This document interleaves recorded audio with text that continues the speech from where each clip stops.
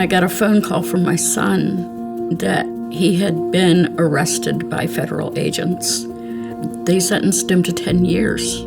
That was the most painful thing I had ever faced. Unfortunately, my wife passed away very suddenly.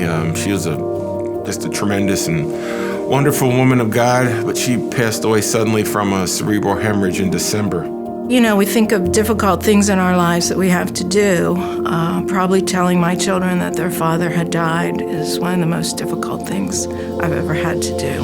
As a hospital and hospice chaplain, I would hear the stories of those that were suffering because of chronic illness, because of the losses that they experienced, loss of children, loss of husbands and wives, loss of friends, divorce, those who had financial ruin.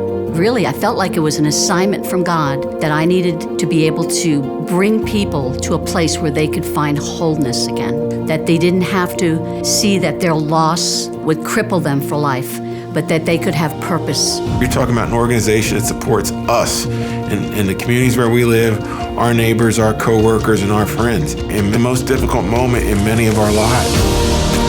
And the economic support of the ministry, I think, is very important. There's office equipment, computers, those kind of things, office machines. I think also the awareness of what the ministry does is important. If Chaplain and her team would like to talk to an employee group in your company, that would be helpful. All of the things they provide are free. I have 113 volunteers. I work mostly with the teens and the children at the center.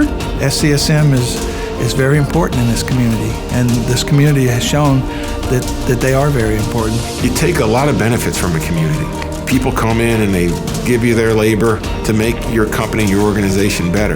They're people. They're going to have challenges. They're going to have people pass away in their lives. They're going to have emotional crises.